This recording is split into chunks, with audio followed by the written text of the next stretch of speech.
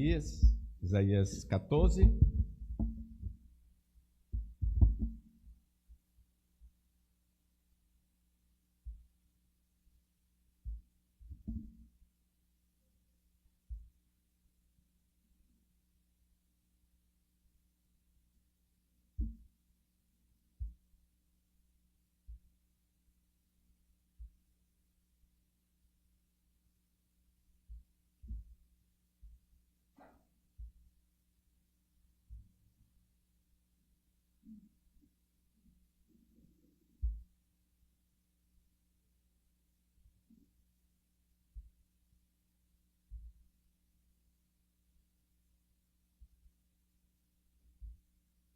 Só uns versículos, o versículo 24. A partir do 24. Jurou o Senhor dos Exércitos, dizendo: como pensei, assim sucederá. E como determinei, assim se efetuará. Quebrantarei a Assíria na minha terra, e nas minhas montanhas a pisarei, para que o seu jugo se aparte de Israel e a sua carga se desvie dos ombros dele. Este é o desígnio que se formou concernente a toda a terra, e esta é a mão que está estendida sobre todas as nações, porque o Senhor dos Exércitos o determinou. Quem, pois, o invalidará? A sua mão está estendida. Quem, pois, o fará voltar atrás? Nós temos na nossa confissão de fé um capítulo que fala dos decretos de Deus. E diz assim: desde toda a eternidade, antes do mundo existir, Deus, pelo muito sábio e santo conselho da sua própria vontade, ordenou livre e inalteravelmente tudo quanto acontece. Porém, de modo que nem Deus é o autor do pecado, nem violentada é a vontade da criatura, nem é tirada a liberdade ou contingência das causas secundárias antes estabelecidas. É como se houvesse duas doutrinas que aparentemente são contraditórias. Deus determina tudo o que acontece, mas o homem é responsável pelos seus atos. Então, esse é o mistério dos decretos de Deus, né? E no texto que nós lemos, nós vemos um pouco disso aqui. Deus decretando o que ele via fazer. E no final do versículo que nós lemos, ele diz: Deus decidiu e ninguém vai mudar, ninguém vai alterar, né? Os céus e a terra passarão, mas as minhas palavras não hão de passar. Então, nesses versículos que nós lemos de Isaías, nós vemos aqui o governo de Deus. O nosso Deus reina absoluto sobre o universo. E ele fala de várias nações aí, fala da Assíria, mais abaixo, que não vamos comentar, fala da Filístia, fala de Moabe, fala de Judá, fala de Israel, Reino do Norte e Reino do Sul. Então, o tema desta noite é Deus, o governador das nações. Em primeiro lugar, Deus, governador das nações, é quem traça os caminhos dos povos. Vamos ler o versículo 4? Aí, jurou o Senhor dos Exércitos, dizendo: como pensei, assim sucederá, e como determinei, assim se efetuará. Agindo Deus, quem impedirá, né? Ninguém pode impedir. A Bíblia, irmãos, fala extensivamente sobre a Síria, sobre esse povo. Lembra de Jonas? Jonas não quis ir para a Síria para pregar, porque justamente esse povo era um povo muito violento. A Síria foi o primeiro instrumento que Deus usou com o objetivo de juízo sobre o seu povo, o reino do norte, né? Deus usou o império assírio para punir o reino do norte por sua idolatria e desobediência. E é interessante, por isso que Jonas, ele não está querendo. Jonas faz parte de que reino? O reino do norte. Por isso que Jonas foge, porque sabe que esse exército dos assírios eram poderosos e perversos. Então ele queria a eliminação deles, né? E Deus então vai levantar os assírios com o propósito de destruir o reino do norte. O profeta Isaías diz aí no versículo capítulo 10, leiam comigo que está exposto o versículo. Ai da Síria, a vara... Passa aí, uma só. Vamos lá?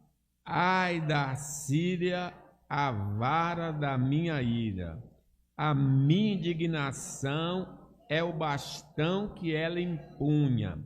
Envio contra uma nação ímpia e contra um povo da minha indignação. Lhe dou ordens para que dela roube a presa, lhe tome o despojo e o ponha para ser pisado aos pés como a lama das... É a vara do Senhor. É o cinturão do Senhor contra o seu povo e contra essas nações, Moabe, Filiste e outras mais. Então Deus levantou com esse propósito, com esse objetivo de destruir essas nações, de tirar o ouro, a prata e levar prisioneiros. Em 722 a.C., os assírios conquistaram o reino do norte, capital Samaria, e deportaram a população de Israel, cumprindo as advertências dos profetas. Sim, primeiro o reino a cair foi o reino do norte. E no segundo livro dos reis, que tem aí, também vai ser projetado, para você ler, me acompanhar no segundo livro dos reis, diz assim, olha, no ano do 10º de Acás, rei de Judá, começou a reinar Oséias, filho de Elá, e reinou sobre Israel em Samaria 9 anos. Fez o que era mal perante o Senhor, contudo não como os reis de Israel, que foram antes dele.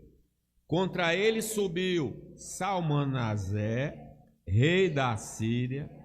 Oséias ficou sendo servo dele e lhe pagava tributo. Porém, o rei da Síria achou Oséias em conspiração, porque enviara mensageiros a So, rei do Egito, e não lhe pagava tributo ao rei da Síria, como dantes fazia de ano em ano. Por isso, o rei da Síria o encerrou em grilhões num cárcere, porque o rei da Síria passou por toda a terra, subiu a Samaria, assediou por 3 anos. No ano 9 de Oséias, rei da Síria, tomou Samaria, transportou a Israel para a Síria e os fez habitar em Ala, junto a Arbó e ao rio Gozã e nas cidades dos Medos. Então, quem foi o instrumento de Deus usado para destruir o reino do norte? Os assírios. Um ponto crucial é que os assírios não tinham a menor ideia de que estavam sendo usados por Deus. Eles não sabiam que era o instrumento de Deus, mas Deus estava usando eles. Eles agiam puramente por ganância, por sede de poder e orgulho. Qual era a visão do rei da Síria? Ampliar o seu território, ser rico, ser poderoso, subjugar. Isaías revela justamente isso. Vamos ver aí, Isaías 10:7. Leia aí comigo. Mas não é isso que ele pensa, não é isso que está no seu coração. Seu propósito é destruir, é aniquilar não poucas nações. Deus usa o pecado humano para executar o seu juízo. Deus queria castigar o Reino do Norte e outras nações. Então ele permite que esse rei se levante com o propósito de ampliação territorial, mas seria ele um instrumento na mão do Senhor para a glória do Senhor. Lembra? Jesus disse assim: olha, o Filho do Homem vai como está escrito, mas ai daquele pelo qual ele for traído. Judas cumpre a profecia pela ambição, mas ele acabou cumprindo o que estava escrito na palavra de Deus. Ele foi um instrumento de Deus, e aqui os assírios são instrumentos de Deus. Ser instrumento de Deus não quer dizer que a pessoa é de Deus, é apenas um instrumento, porque Deus usou uma mula para falar com o profeta, não é verdade? Isso demonstra o conceito da soberania de Deus. Ele pode usar as intenções pecaminosas de uma nação para realizar seus planos justos, sem que ele mesmo seja o autor do pecado. Assim como os assírios, os babilônios também são apresentados na Bíblia como instrumentos na mão de Deus, usados para executar seus propósitos de julgamento. O paralelo é muito claro. Deus usa uma nação pagã para punir seu próprio povo, agora o reino do sul. O reino do norte foi através dos assírios, e o reino do sul foi destruído através do rei. O reino do sul foi destruído através do rei da Babilônia, porque eles também foram infiéis. Essa mesma nação é julgada por sua crueldade e orgulho. Quer dizer, eles foram instrumentos, e depois Deus se lembrou da maldade deles e puniu tanto os assírios quanto os babilônios. De sorte que hoje não existe mais assírios e não existe mais babilônios, porque Deus prometeu que também iria destruí-los. A designação mais chocante e direta se encontra no livro de Jeremias. Deus não apenas afirma que usará o império babilônico, mas chama seu rei Nabucodonosor de meu servo. Vejam aí e leiam comigo Jeremias 40:10. Vamos ler?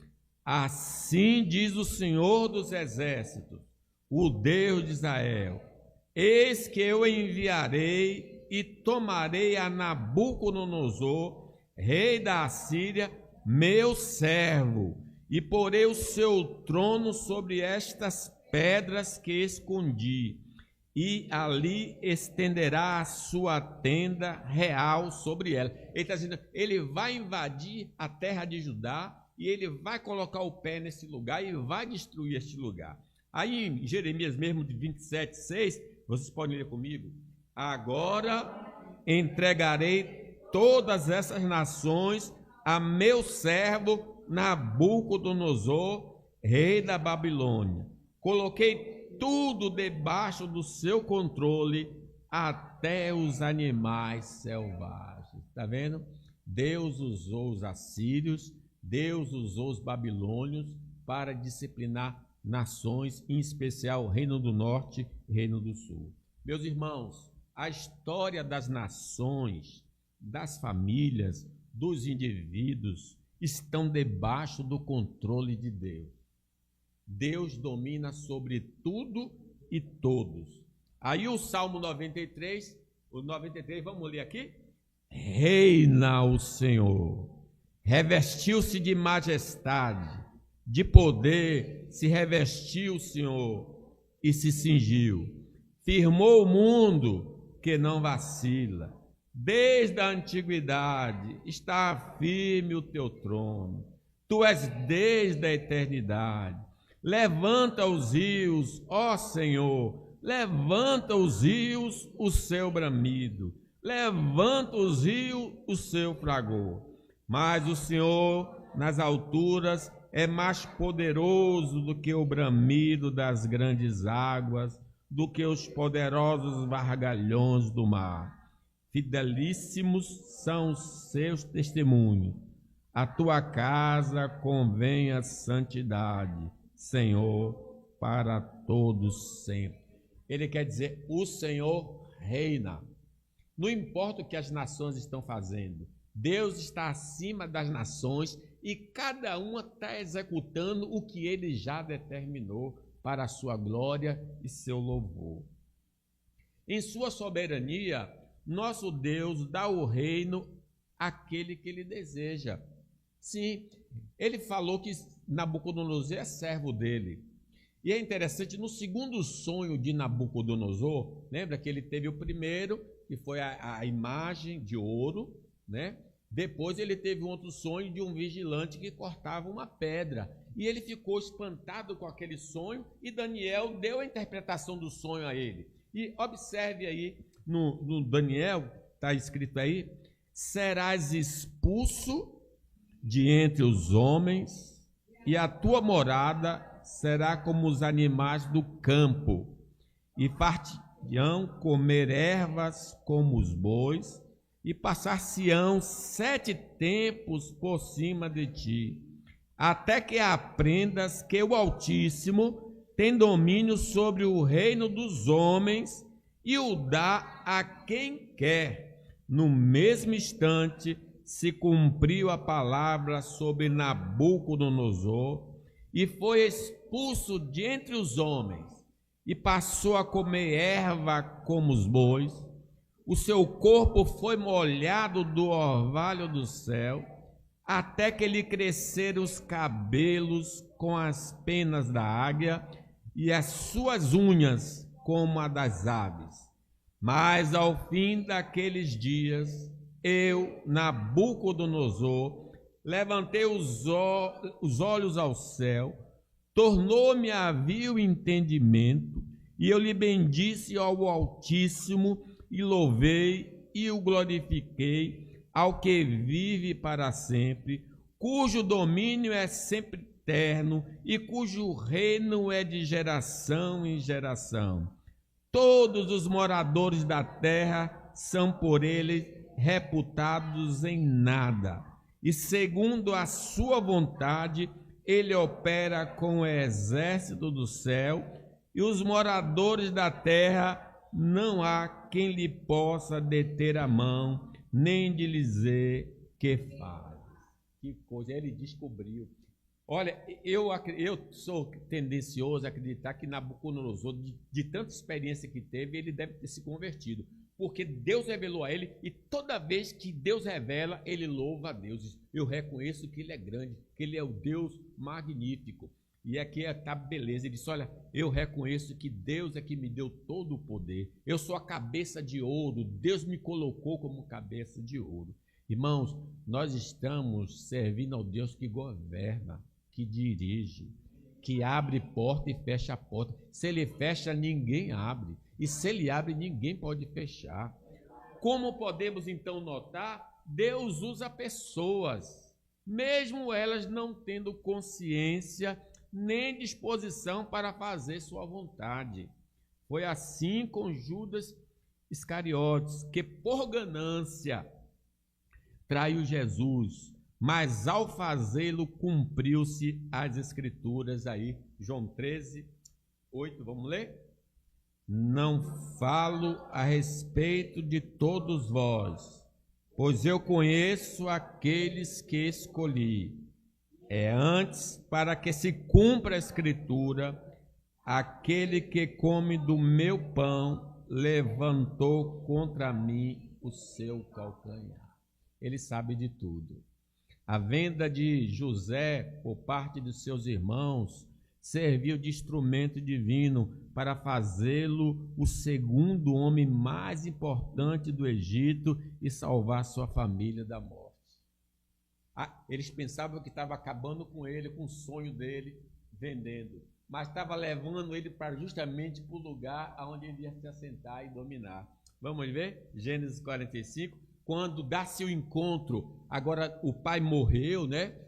E José se encontra com seus irmãos, os irmãos estão com medo de morrer. E vamos ler o 4.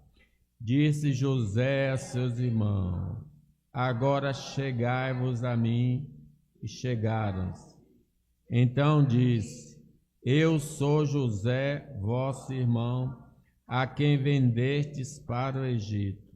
Agora, pois, não vos entristeçais, nem vos irriteis contra vós mesmos, por me haveres vendido para aqui, porque para a conservação da vida Deus me enviou adiante de vós, porque já houve 2 anos de fome na terra, e ainda restam 5 anos que não haverá lavoura nem colheita. Deus me enviou adiante de vós para conservar a vossa sucessão na terra e para vos preservar a vida por um grande livramento. Assim, não foste vós que me enviaste para cá, e sim Deus, que me pôs por pai de Faraó e senhor de toda a sua casa, e como governador em toda a terra. Que interpretação dos acontecimentos. Está vendo? Tudo coopera para o bem daqueles que amam a Deus, daqueles que são chamados pelo seu decreto. A gente chora e geme, mas Deus está trabalhando. Deus está conduzindo a nossa vida para onde Ele deseja. Se nós fizermos como Jonas, que temos consciência do que Deus quer e fugirmos, Ele vai mandar o temporal até que a gente volte para a rota, para que volte o caminho que Ele quer que nós façamos. Deus será sempre glorificado. Irmãos, os acontecimentos bons e ruins que em nossa vida não são coincidências, sorte ou azar, mas providência divina. Romanos 8, versículo 29, eu acho que eu copiei, né? Pulei só um. Sabemos que todas as coisas cooperam para o bem daqueles que amam a Deus, daqueles que são chamados segundo o seu decreto. Tudo coopera para o bem. Não podemos e reconhecemos como o profeta Abacuque: Senhor, quanta injustiça aqui no meio do teu povo. O Senhor não vai fazer nada, não vai tomar uma providência. Ele disse: eu vou tomar uma providência. Eu vou levantar um povo violento para disciplinar esse povo, que era o Império Babilônico. Aí quando ele soube, ele disse: agora que eu não entendi mesmo. Como é isso? O Senhor vai chamar um povo pior do que o nosso para nos disciplinar? Sim, vou chamar para disciplinar. Então Deus tem os seus mistérios, né? A gente às vezes não compreende. As lutas e dificuldades que enfrentamos estão na agenda de Deus, e Ele determina o tempo, sua intensidade e nossa libertação. Não veio sobre vós tentação senão humana, mas Deus é fiel e não permitirá que sejas tentado além da vossa força. Quando Pedro vai interpretar o que aconteceu a Jesus, aí a gente vai ler aí em Atos 2, diz assim, olha: varões israelitas, atendei estas palavras: Jesus o Nazareno, varão aprovado por Deus diante de vós com milagres, prodígios e sinais, os quais o próprio Deus realizou por intermédio dele entre vós, como vós mesmos sabeis. Agora preste atenção, que foi plano de Deus. 23. Sendo este entregue por determinado desígnio e presciência de Deus, vós o matastes, crucificando por mãos de iníquo, o qual, porém, Deus ressuscitou, rompendo os grilhões da morte, porquanto não era possível fosse ele retido por ela. Então Deus tinha já determinado que Cristo tinha de morrer. Mas quem matou Jesus? Foi o Pai? Não, foram os homens, porque com ódio, com inveja de Jesus, eles deram amor. Nós sabemos que na medida que o fim do mundo se aproxima, a vida será difícil para os cristãos em toda a face da terra. seremos perseguidos por todas as nações para que o Senhor possa intervir para nos salvar e retribuir aos ímpios o que eles merecem. Mateus 24, vamos ler aí? Então sereis atribulados e vos matarão, sereis odiados de todas as nações por causa do meu nome.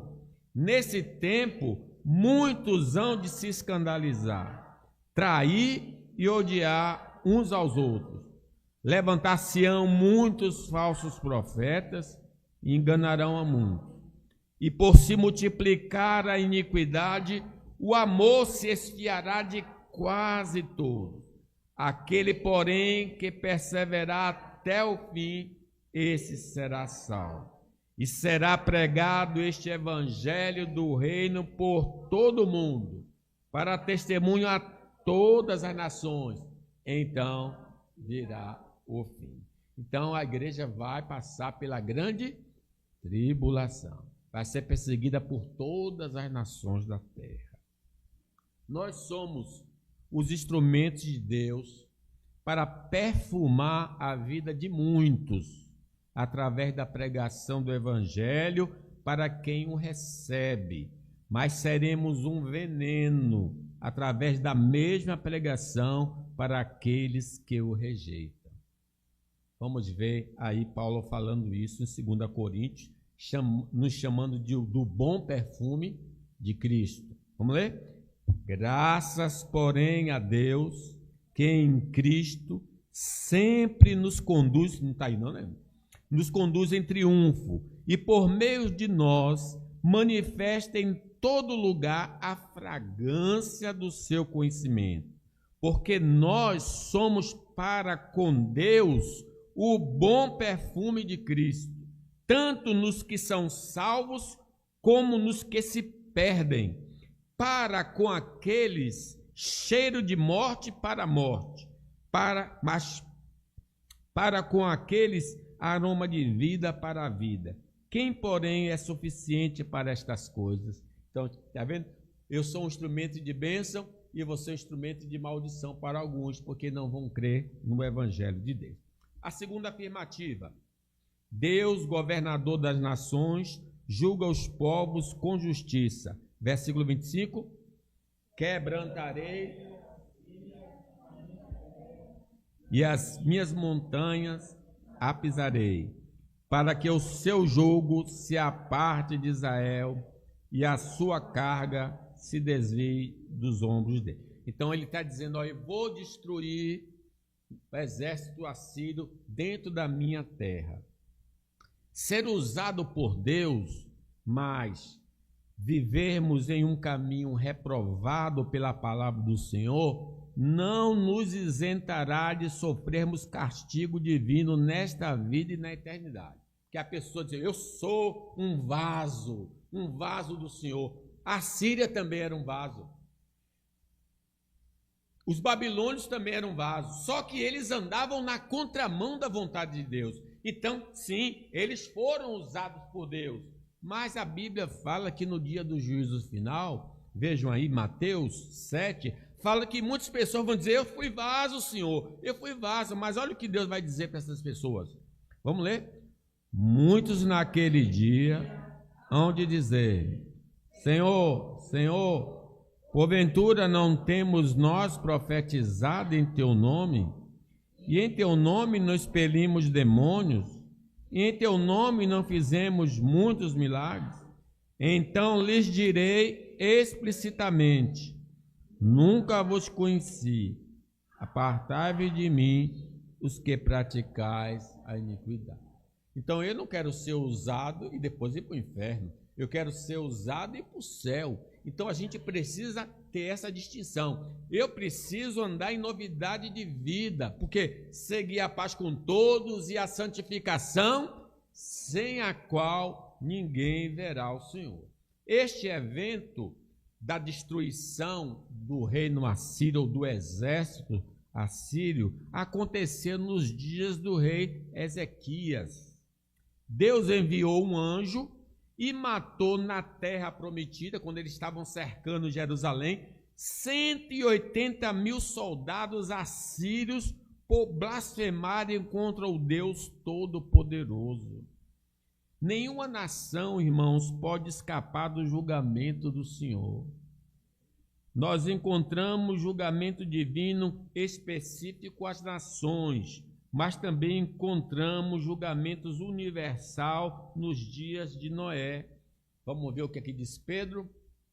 Porque deliberadamente esquecem que de longo tempo houve céus, bem como terra, a qual surgiu da água e através da água pela palavra de Deus, pelo qual veio a perecer o mundo daquele tempo, afogado em água.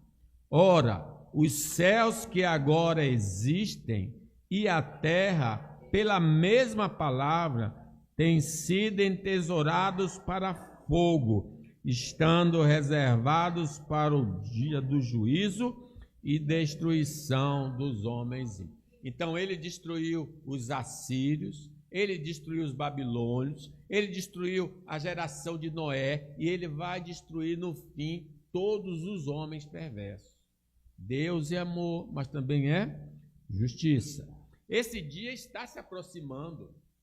Prepara-te, Israel, para encontrares com o Senhor teu Deus. Muitos estão distraídos, concentrados com coisas boas desta vida e não foram ainda perdoados em Cristo Jesus e vão perecer eternamente devido aos seus pecados. Porque, irmãos, eu não falo nem estar vivendo na iniquidade. Tem pessoas que estão fazendo coisas boas aí, aproveitando coisas boas da vida, só que eles não estão pensando no encontro com Deus. E diz Mateus 24, 7, preste atenção, devemos estar atentos. Pois assim como foi nos dias de Noé, também será a vinda do Filho do Homem. Porquanto assim como nos dias anteriores ao dilúvio, comiam e bebiam, casavam e davam-se em casamento, até o dia em que Noé entrou na arca, e não o perceberam, senão quando veio o dilúvio e os levou a todos. Assim será também a vinda do Filho. Ele não estava fazendo nada demais, comendo, bebendo, casando, dando-se em casamento, tudo uma coisa rotineira, não pecaminosa em si, mas só que eles não estavam preparados para se encontrar com o Senhor. Não tinham ainda se arrependido, não tinham entregado o coração a Jesus. Tomemos cuidado para não priorizarmos as coisas desta vida e deixarmos nossa comunhão com Deus para os dias finais da nossa existência, porque poderá ser tarde demais. Alguns dizem, eu sou muito jovem. E Eclesiastes diz o quê? Eclesiastes 12, para quem é jovem aí, quem acha que não é velho, né?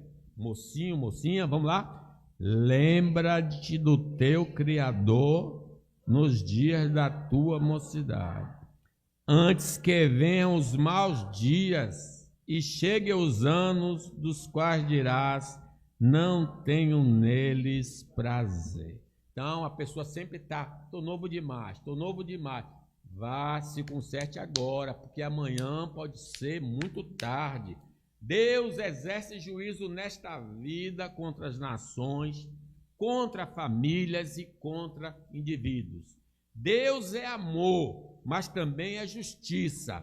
A família de Acã foi morta por ele subtrair aquilo que pertencia ao Senhor. Nosso pecado pode afetar nossa família. É só lembrarmos do rei Davi, que cometeu o adultério e o assassinato. O pecado dele prejudicou a sua descendência. Vamos ver 2 Samuel 12.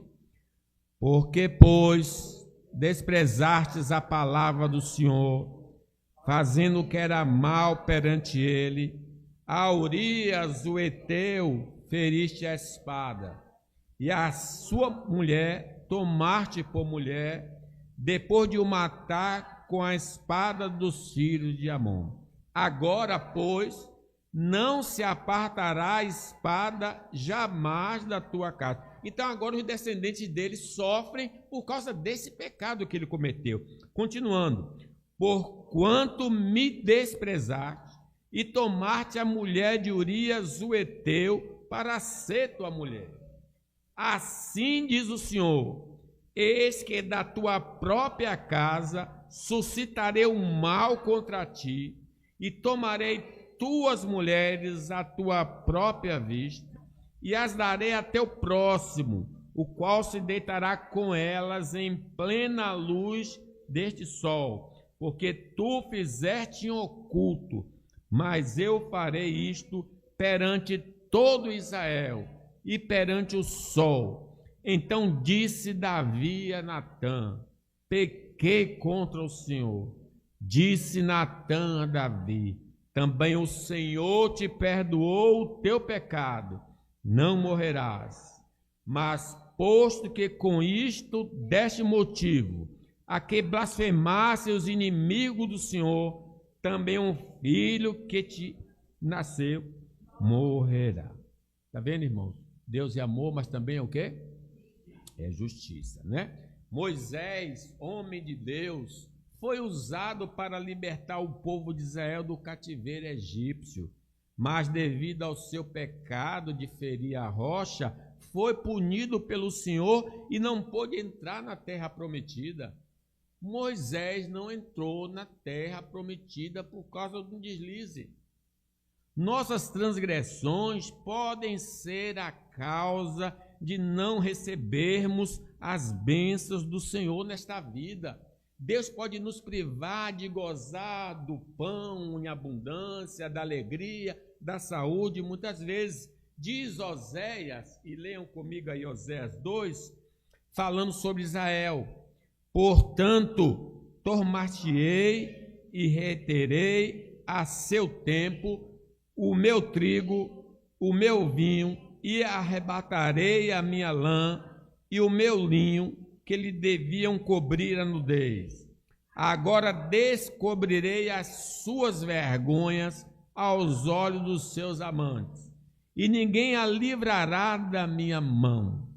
Farei cessar todo o seu gozo, as suas festas de lua nova, os seus sábados e todas as suas solenidades. Devastarei a sua vide e a sua figueira, de que ela diz, esta é a paga que me deram os meus amantes. Eu, pois, farei delas um bosque, e as bestas feras do campo as devorarão. Eles atribuíam sucesso aos deuses. Aí Deus, são eles que lhe dão, eu vou tomar tudo de você, vou expulsar vocês da minha terra, e vocês vão saber que só o Senhor é Deus.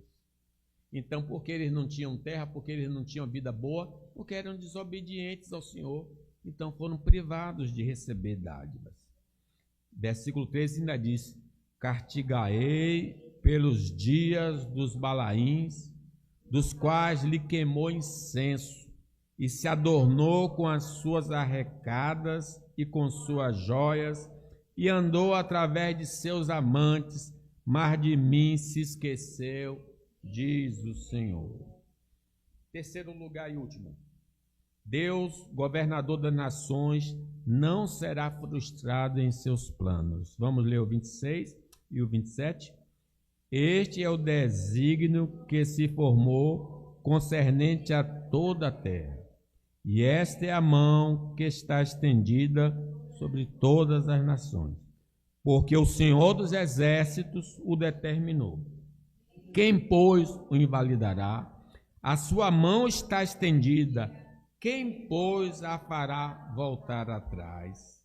Os planos do Senhor para as nações, para as famílias e indivíduos não serão frustrados aí no versículo 27, né? Que vocês estão aí vendo. Porque o Senhor dos exércitos o determinou. Quem, pois, o invalidará? Os decretos de Deus não anula a responsabilidade humana. Quer dizer, pastor, então eu estou sofrendo porque Deus está me agredindo por causa do plano dele? Sim, mas se você está sofrendo por causa dos seus erros. De que se queixa o homem?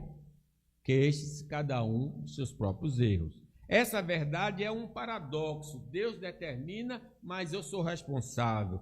Parece contraditório, mas a Bíblia ensina isso simultaneamente, tanto a soberania de Deus como a responsabilidade dos homens. Aí o texto que foi até lido, Atos 2, 22, fala que os israelitas foram responsáveis pela morte de Cristo e que Deus é que entregou Cristo.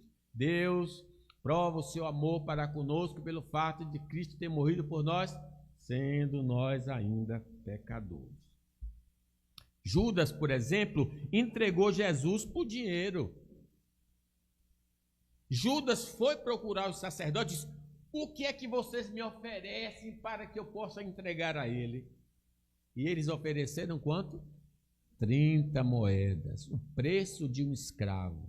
Então Judas vivia 3 anos com Jesus.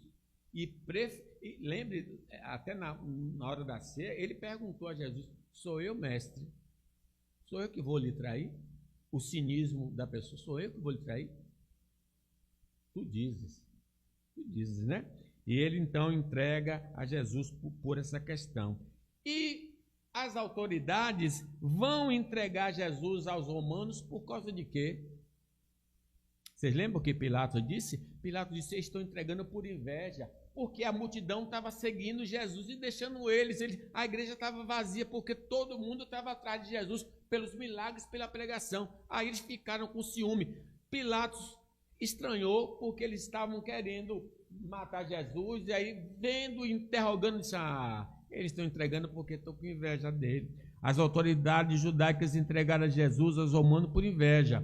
Os evangelhos apontam a inveja como motor por trás da ação dos líderes religiosos. Eles viam a popularidade de Jesus, sua autoridade no ensino, seus milagres como uma ameaça direta ao seu poder e status. Afirma, Mateus 27, eu não sei se eu botei, não, afirma sobre Pilatos: pois ele bem sabia que o havia entregado por inveja. Pilatos sabia. O governador Pilatos entregou a Jesus por covardia. Ele reconheceu publicamente a inocência de Jesus várias vezes. Não encontro nele motivo algum de acusação. Aí alguém disse: olha, se você libertar ele, você é inimigo de César. Você é inimigo de César, porque ele está dizendo que ele é rei. Eu vou denunciar você, eu vou dedurar você para o imperador, que você está apoiando um cara que está alegando ser o rei. No entanto, por medo de uma revolta popular e principalmente por medo de ser denunciado a César como alguém que prometeu proteger um pretenso rei, ele cedeu à pressão da multidão. Sua atitude de lavar as mãos, né? Lembra que ele pegou a água? Eu não sou culpado da morte desse homem. Foi um ato simbólico de covardia, tentando se isentar de uma responsabilidade que era sua. A própria mulher de Pilatos disse: não se intrometa na questão desse justo, por causa dele sofria muito. Então ele é culpado, sim. Não tem como lavar a mão. Cada vez que ele tenta lavar a mão está de quê? Sangue inocente. Deus Pai também entregou Jesus. Sabiam disso? O Pai entregou Jesus, Judas entregou Jesus, as autoridades entregaram Jesus, Pilatos entregou Jesus, mas cada um com uma motivação distinta. O Pai entregou a Jesus por amor a nós. Deus amou o mundo de tal maneira que deu o seu Filho unigênito, para que todo aquele que nele crê não pereça, mas tenha vida eterna. Enquanto as motivações humanas eram pecaminosas, ganância, inveja, covardia, a motivação divina era o amor redentor. A Bíblia afirma que a morte de Jesus não foi um acidente histórico, mas um plano soberano de Deus para a salvação da humanidade. Romanos 8:32. Aquele que não poupou o seu próprio filho, mas o entregou por todos nós, como não nos dará com ele graciosamente todas as coisas? Ele entregou, gente. Nós precisamos entender que foi o amor do Pai, porque o Pai podia proteger o Filho e livrar o Filho, mas só pela morte de Cristo nós poderíamos ser salvos. Portanto, todos nós somos responsáveis pelos nossos atos. Nós daremos conta no dia do juízo de nossa vida aqui na terra. Paulo, escrevendo aos Romanos, capítulo 14, diz assim: Tu, porém, porque julgas teu irmão? E tu, porque despreza o teu? Pois todos compareceremos perante o tribunal de Deus, como está escrito: por minha vida, diz o Senhor, diante de mim se dobrará todo o joelho e toda a língua dará louvores a Deus. Assim, pois, cada um de nós dará contas de si mesmo a Deus. Naquele dia, seremos avaliados pelo juiz de toda a terra, segundo o apóstolo Paulo em 2 Coríntios 5.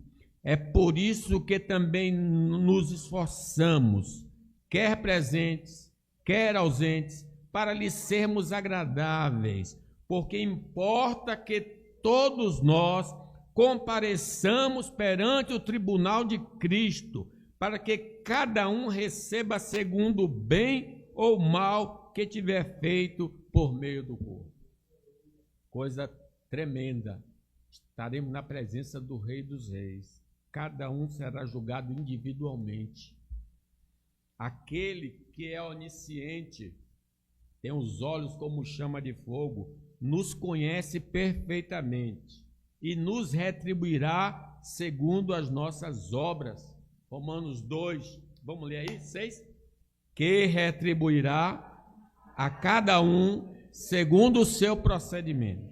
A vida eterna aos que, perseverando em fazer o bem, procuram glória, honra e incorruptibilidade.